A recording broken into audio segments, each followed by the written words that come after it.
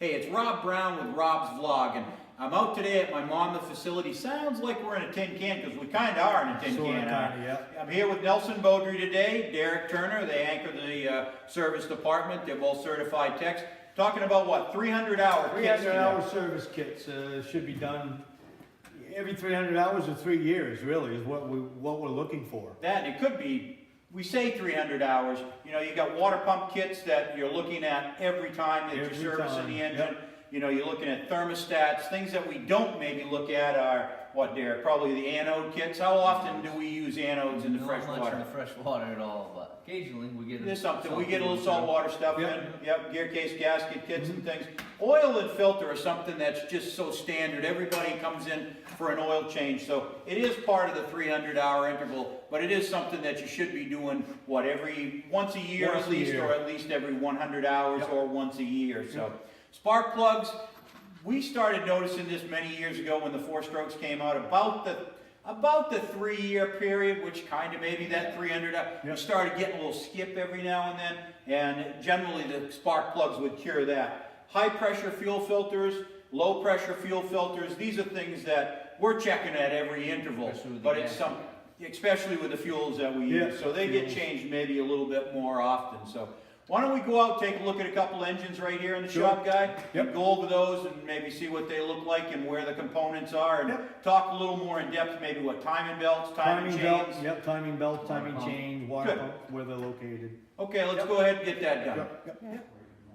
Hey, I'm here with Nell, and Nell, what do we got for an engine here? It's a Mercury 115 Pro XS. New model, been out, what, a couple of years now? So last year, Real accessible. I noticed service-wise, everything's right out in the open. They have done that. They've made everything easy for us to get to. Spark plugs are all right here. They're easy to service if we have to. Thermostat housing right up on top. It's not buried like some of the other ones. Just nice to work on. And what that equates to is just how long does it take to do some regular service on this?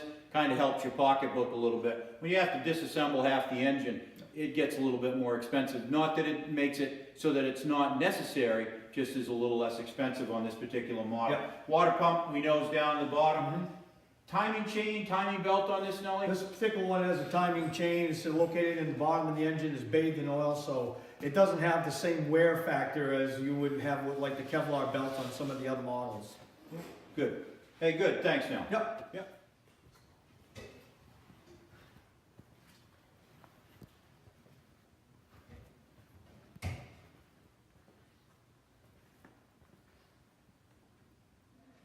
And with Derek, what do we have for an engine here?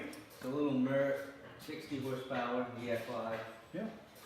I'm noticing some of the things like spark plugs are a little more buried on this one, but still reasonably easy to get to. Not too bad. Why don't you go around and show us a few more of those service items that we've been talking about on this engine? Kind of the most common things, you get the low pressure fuel filter, that would be in that kit. Get the high pressure buried down here, like Rob was saying, the plug's a little harder to get to, but on this motor, probably one of the most important parts is the timing belt after, say, 300 hours, about 3 years. After so long, it will get enough, I don't know, looseness or jump a tooth, and bad things will happen. I guess piston will come up and hit your head and your valves and all that. That's something, what do they call this? Basically an interference type engine, an Yeah. interference type head.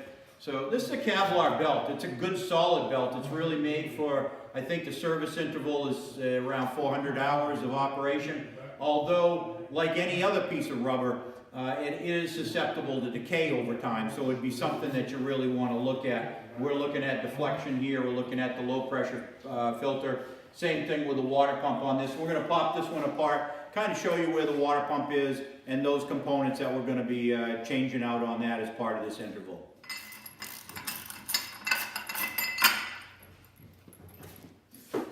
This is the gear case that we removed from the 60 horsepower. Basically, what are we looking at, Derek, right here? Well, here's our water pump housing, and then inside there is our water pump impeller. And much like all the other items there, it's a wear and tear thing. You get into a little sand, it's probably going to wear out a little quicker than How often should we change one of those?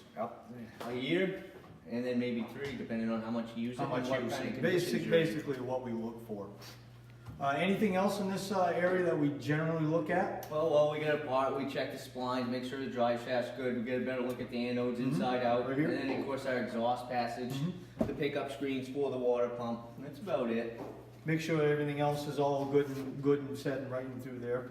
Even little guys, you should be looking at, you know, your 100-hour intervals, your 300-hour intervals, and maybe, you know, your water pumps and things you'll look at a little more often, like the guys are saying.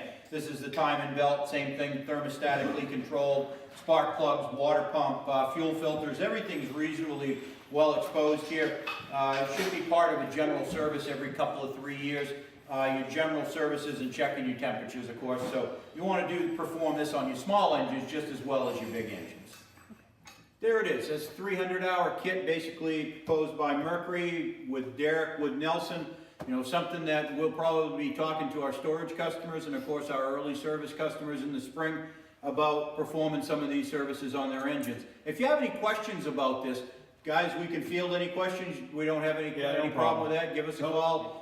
Fill in a text box, you know, respond to this video. We'll be happy to answer any questions you might have on any of the brands out there. So, hey, it's Rob Brown with Rob's Vlog. I'm here with Nelson Beaudry with Derek Turner. See you next time.